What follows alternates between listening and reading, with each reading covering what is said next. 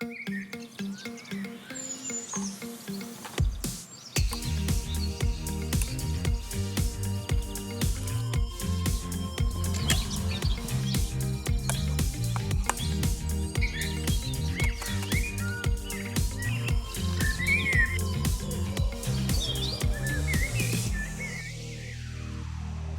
my name's Stuart Morgan and I've been using the Panasonic S1 and S1H cameras pretty much since launch.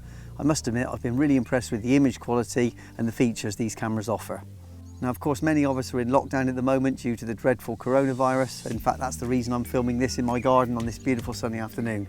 But I'm sure that most of you out there have actually seen the news that Panasonic and Atomos are shortly due to release the firmware upgrade, which opens up the opportunity to film ProRes RAW 5.9K on the Atomos Ninja V and the Panasonic S1H. Back in the end of February, early March, I was fortunate enough to be involved with the production of a film called Night Shift, which was a promotional film shot on the S1H camera with a BTS film shot with the S1.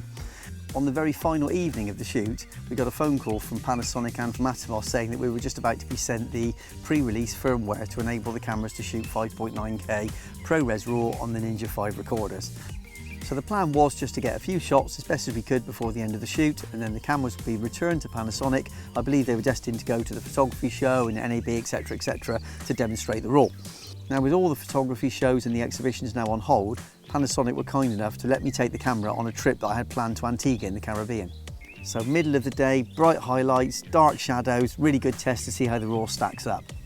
I quickly found a method of exposing on the Ninja V which I really liked and I gelled with, and that involved putting the Ninja V into PQ mode for monitoring, opening up the camera until I saw it clip and then pull back a few stops. I didn't have a laptop or any means of reviewing the footage out there, so it was all on the screen on the Ninja, and I wouldn't really know how successful it was going to be until I got back home.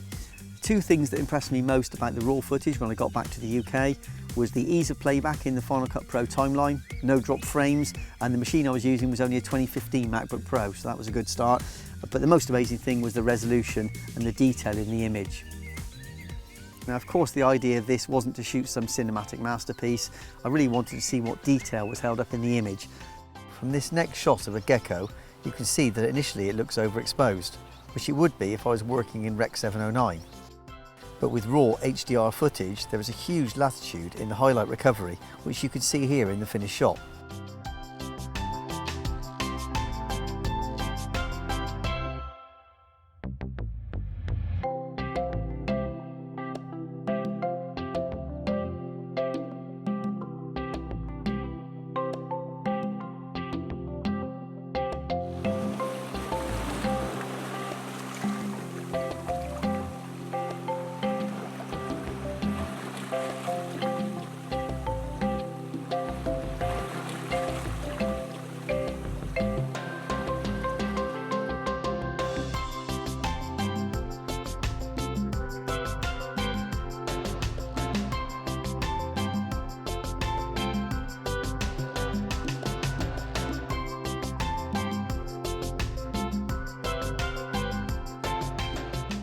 So I'm really pleased to say that my experience with the camera whilst filming Antigua, albeit limited, was really good.